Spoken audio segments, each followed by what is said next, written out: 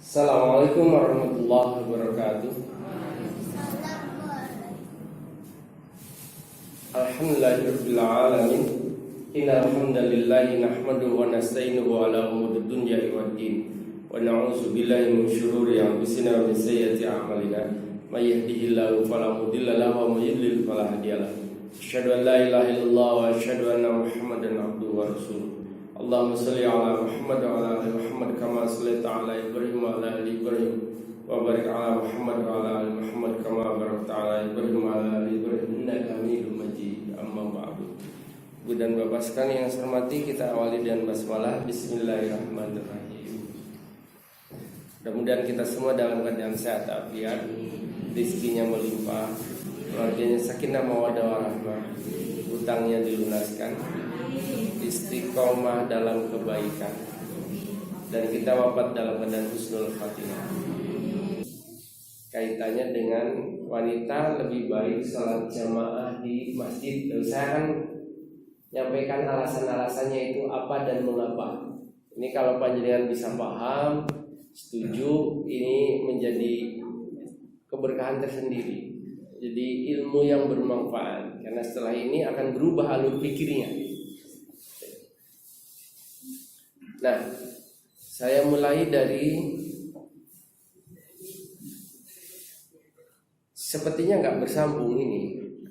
Bahas tentang sholat wanita lebih baik di masjid, jamaah di masjid. Tapi kok yang saya tampilkan surat kedua ayat 219 yang bicara tentang homer. Tapi ini jadi alur pikir bagi kita, jadi alasan, jadi dasar. Yas'alunaka 'anil khamri wal maisir. Muhammad, itu orang-orang bertanya kepada engkau tentang khamr, minum-minuman keras, wal maisir, dan perjudian. Allah bilang, itu jawab kepada mereka yang bertanya itu. Kul, katakan, fihi ma ismun kabirun, di dalamnya itu ada dosa yang besar, wa manafi'u linnas, dan manfaat bagi manusia. 50-50 kayaknya ini. Bunyi penghubungnya wah, ada dosa tapi ada manfaat. Kira-kira kalau orang berhenti memakai dalil ini, dia masih tetap akan konsumsi, mungkin tidak, tapi menjual. Karena apa? Ya ada manfaatnya. Orang batin nih. Wa ismuhuma akbaru min naf'ihima, meski kalau ditimbang dosanya itu lebih besar dari manfaat. Ini masih ada manfaat. Mungkin nggak konsumsi, nggak jadi penyandu, tetapi menjadi distributor, jadi bandar. Oke, sampai di sini ibu bapak panjenengan tahu bahwa ternyata homer itu ada manfaat. Kalau orang bersikuku, kekeh, bersitegang, memegang dalil ini, oh itu Quran kok, dalilnya jelas kok, firman Allah, masa salah. Nah, jadi dia tetap melakukan transaksi. Masa aku kembali kepada Quran salah? Surat kedua ayat 219 kok. Orang yang memegang dalil mati-matian hanya ayat ini, dia belum tuntas. Artinya cara menyimpulkannya itu belum genap. Jadi belum menyeluruh, tidak melihat berbagai variabel lain, atau tidak melihat kepada ayat lain. Ini ayat yang pertama diturunkan. Selanjutnya ayat ini turun lagi. Itu ayat yang pertama. Jadi kayaknya bertahap ini kaitannya dengan homer. Ayat yang kedua turunnya gini.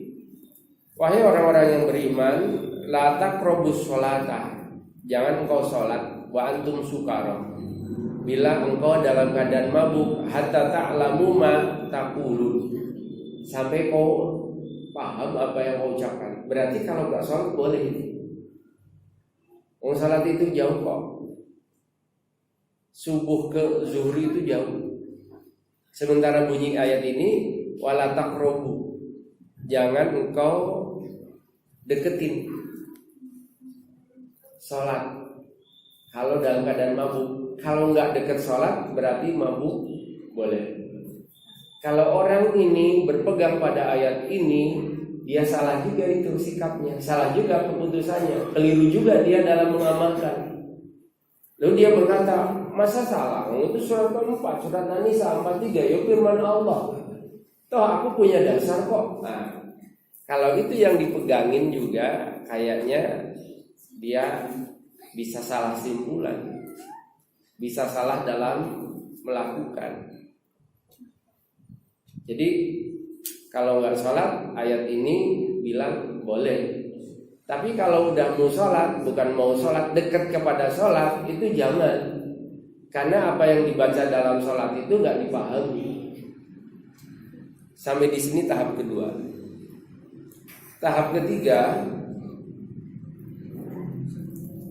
ini sebetulnya ada asbabun nuzulnya.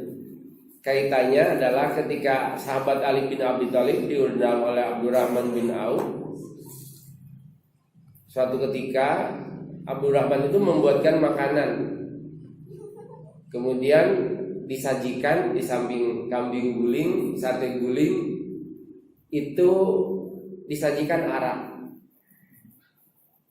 Lalu kata Ali, diambillah arak itu, datanglah waktu sholat. Ketika Ali akan menjadi imam, ia baca qul ya ayyuhal kafirun a'budu ma ta'budun wa nahnu na'budu ma ta'budun. Kebalik. Karena lagi enggak konsen, karena akal sehatnya hilang. Akhirnya katakanlah hai orang kafir, aku menyembah apa yang kamu sembah dan kami menyembah apa yang kamu sembah. 180 derajat terbalik. Lalu Allah menurunkan surat An-Nisa ayat 43 ini. Tirmizi mengatakan hadis ini hadis sahih. Yang ketiga, ya ayyuhalladzina amanu innamal khamru wal maisir wal ansabu wal azlamu rijsun min amali syaitan. Wahai orang-orang yang beriman, sesungguhnya minuman keras, perjudian, undi-undian, itu semuanya adalah rijsun, najis, min amali syaitan, dari perbuatan syaitan.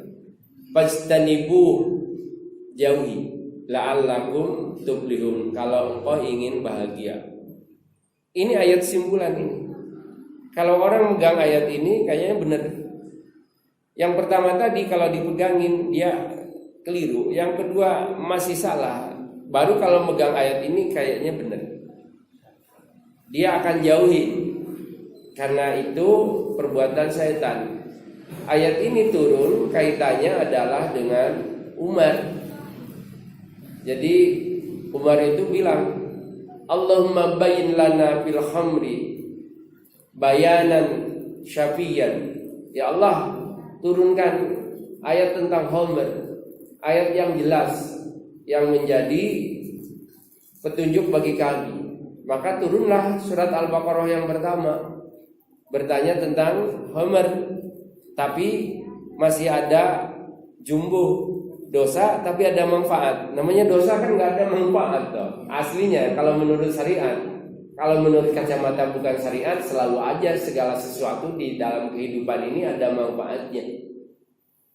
Lalu yang kedua, Umar itu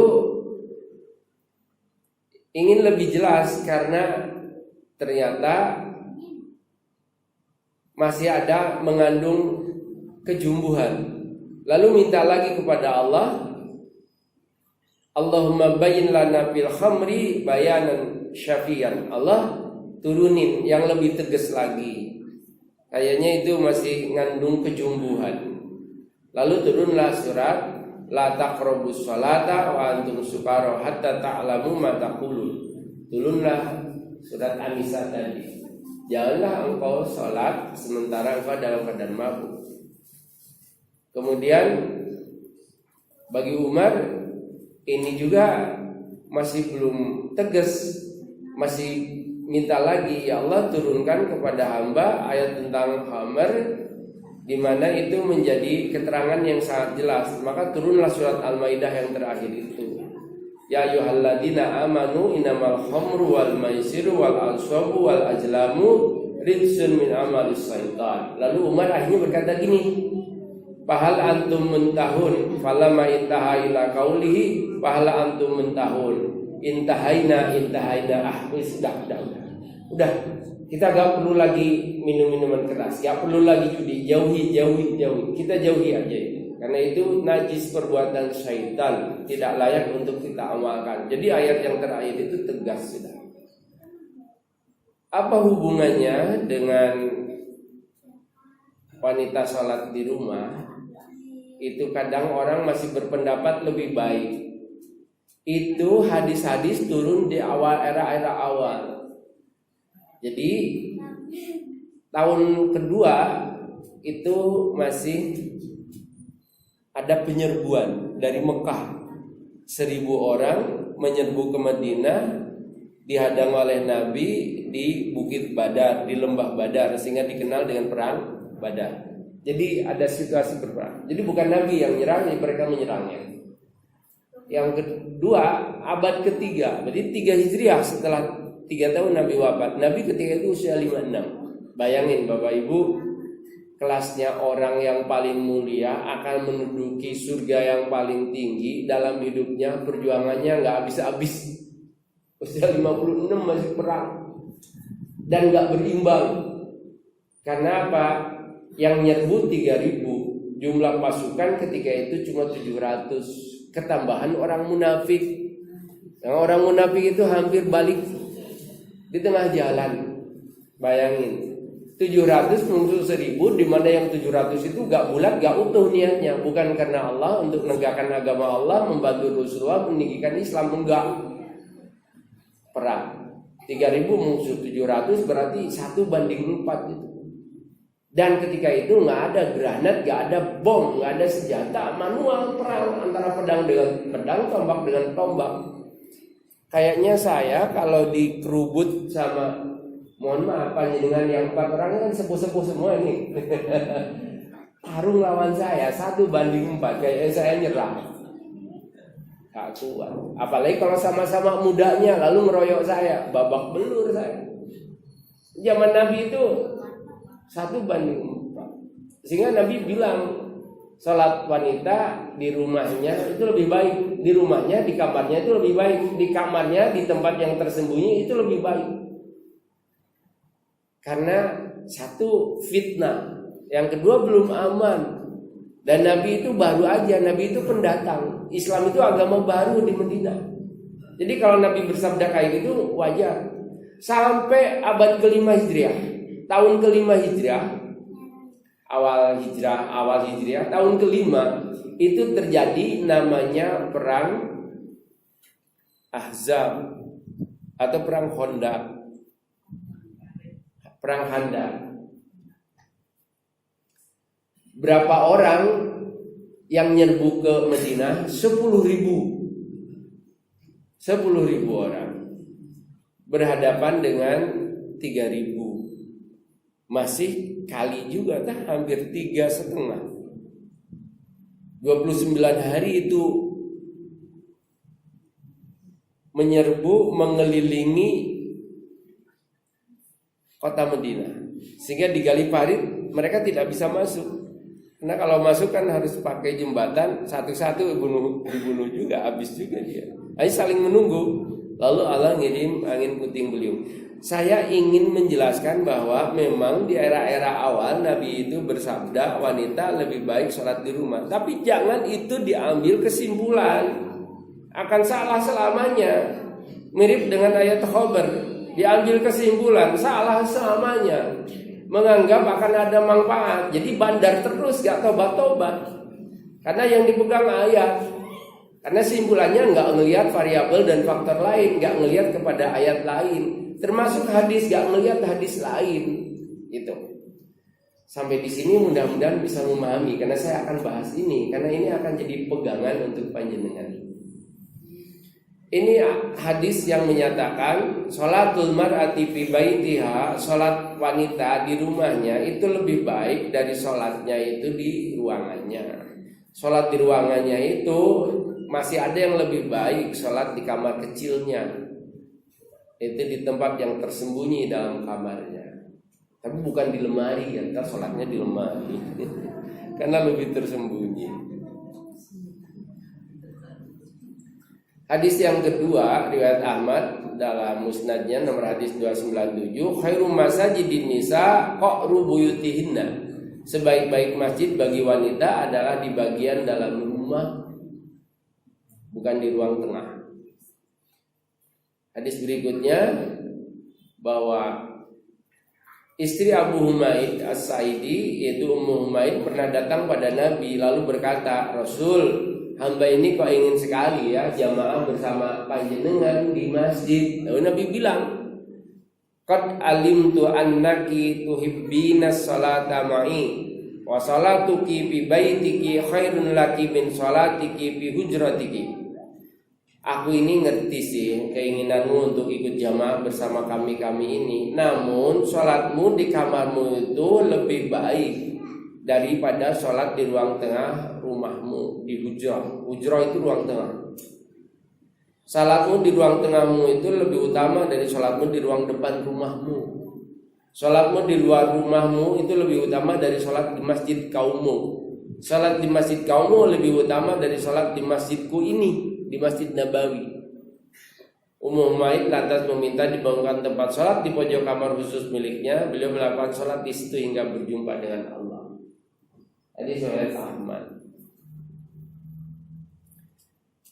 Yang keempat, bahwa perempuan itu lebih baik dari Abu Ahsa dari Nabi, ia berkata, sholatul mar'ati fi baitiha afdalun min sholatiha fi hujratiha. Bahasa-bahasanya redaksinya hampir sama, menegaskan bahwa sholat di rumah itu lebih baik bagi wanita. Mengapa begitu? Dalam kitab Aunul Ma'bud Syarah Sunan Abu Dawud menjelaskan yang dimaksud dengan kalimat sholatul mar'ati fi baitiha, sholat perempuan di rumahnya itu lebih baik. Kenapa? Karena lebih sempurna hijabnya, lebih tertutup dan lebih terhindar dari fitnah itu. Jadi ada ilat, ada sebab hukum mengapa lebih baik, ya agar terhindar dari fitnah. Karena memang di era-era awal itu dari kaum Yahudi, dari kaum munafikin, dari kaum musyrikin itu gak rela. Coba panjenengan kan ada postingan ini di WA ya. Coba di luar negeri ini kan lagi bermasalah itu dengan Prancis ya, dengan negara-negara itu. Coba ada postingan itu wanita yang pakai busana muslimah tahu-tahu kan dipukul sampai geletak, lalu ditendang, lalu tahu-tahu diserbu. Mirip-mirip gitu di zaman dulu. Cuma sekarang sih ada ketangkap kamera, kita bisa ngelihat. Dulu kan nggak ada kamera, sehingga ada aduan. Lalu Nabi bersabda, sholat wanita di rumahnya lebih baik. Jadi sholat wanita lebih baik di rumah bila satu, ini yang sedang tidur kok asik dari awal. Mungkin capek, kesel ya. Menjak duduk langsung senden, langsung tidur. Dan hampir rata ibu-ibu semua selonjor. Ya gak apa-apa, memang istirahat sambil dengerin. Yang penting konsentrasi. Kalau mau selonjor boleh, mau tidur lanjutin, jangan terganggu. Saya bilang gitu langsung bangun. Lanjutin bu, gak apa-apa. Itu masih lebih baik panjenengan dibanding di rumah tidurnya. Karena tidur di sini berpahala, didoakan malaikat, dapat keutamaan setara dengan ibadah 60 tahun. Selonjor, senden, ngantuk, tidur itu loh dianggap ibadah. Cuma jangan diniati. Nah, kalau diniati salah. Jadi niatnya untuk pengajian, bahwa setelah datang di masjid lalu senden tertidur, nah, itu takdir yang baik. Silakan, nggak apa-apa. Nah, ibu bapak, untuk sholat itu memang luar biasa, karena indikator seseorang masih tetap Islamnya hidup di dalam dirinya kalau dia masih sholat. Kalau sudah nggak sholat, hilang. Sehingga Nabi itu ketika datang ja'a rajulun datang seseorang kepada Nabi, dawiyun sawtihi, yang suaranya ya bergema, rambutnya kusut. Wa huwa yas'alu 'anil Islam, dia itu bertanya tentang Islam. Ya Rasulullah, akhbirni 'anil Islam. Rasul, kabarkan tentang Islam padaku. Lalu Rasul bersabda gini, al-Islamu huwa, Islam itu adalah as-shalawatul khamsi bil yaumi wal lailati. Namanya Islam itu adalah salat yang 5 waktu sehari semalam. Lalu orang itu bertanya lagi, ada enggak yang lain untuk aku? Lalu Nabi bilang, enggak, la illa antatawwa, enggak ada. Islam itu cukup sholat 5 waktu itu. Kecuali kalau engkau mau melaksanakan sholat sunnah. Orang itu pergi berlalu. Lalu Nabi bilang, sahabat-sahabatku, kalau kalian ngerti, itu orang kalau benar istiqomah melakukan yang ditanyakannya itu, qad aflaha in shadaqa, dia masuk surga kalau benar. Bayangin. Jadi orang kalau nggak sholat itu kayaknya nggak ada kebaikan. Tapi kalau sudah sholat, Nabi bilang dia itu kalau benar masuk surga, dijamin bahagia dia. Jadi ibu-ibu untuk ngajarin anak-anak agar ketika panjenengan sudah nggak ada, lalu anak menua dewasa, itu ketika kecil diajar. Ini kan ngobrol dari tadi, nggak apa-apa karena memang anak-anak. Coba kalau panjenengan yang ngobrol, ditoleh sama sebelahnya, nggak berani negur tapi ditoleh, akhirnya kan rumongso. Le are iki masuk saya ngomong gitu ya pangga. Soalnya are anak tapi gak apa-apa. Nanti kalau sudah tua ngerti sendiri dia. Jenengan nggak ada, dia rajin ke masjid karena dikasih teladan. Kado terindah dari seorang bapak, seorang guru itu adalah keteladanan. Kalau hilang keteladanan, gak bisa jadi orang. Gak bisa jadi uang. Nabi bersabda dalam riwayat Bukhari nomor hadis 644, demi jiwaku yang ada di tangan Allah, laqad hamamtu an amura bi hatabin, aku akan nyuruh orang untuk ngumpulin kayu bakar, payung toba. Kemudian setelah terkumpul itu, aku akan nyuruh summa amuru bi sholati fayu'adzanalah. Aku nyuruh orang untuk mimpin sholat, kemudian ngimamin orang, lalu aku akan pergi ngelihat laki-laki yang masih ada di rumah. Kalau ia masih ada di rumah, fa uharriqu alaihim buyutahum, aku akan bakar itu rumahnya. Tapi bahasa hadisnya lakot hamamtu. Lakot hamamtu itu aku sempat ingin, karena gemes-gemes kesel. Udah masuk Islam tapi gak mau sholat, gak mau jamaah di masjid. Sehingga Nabi itu sayang tapi ada rasa gemes, dibungkus dengan sedikit benci. Tapi karena sayang, aku akan keliling, ngelihat laki-laki yang masih ada di rumah, aku akan bakar. Meski nggak pernah kejadian akan bakar, betulan juga kejadian. Cuma Nabi ingin nunjukin sangatnya keutamaan jamaah itu, apalagi untuk bapak-bapak. Bapak-bapak yang dibawa ibu, anaknya dibawa, istrinya dicangking, anaknya digeret. Gak apa-apa lah, timbang ketelisut nanti di surga, golei gak ketemu, tiba mampir. Kalau di akhiratnya kan hanya 2, kalau gak di surga ya di neraka. Leis gak ketemu di surga, oh jadi golei, mesti ketemunya di sebelahnya itu.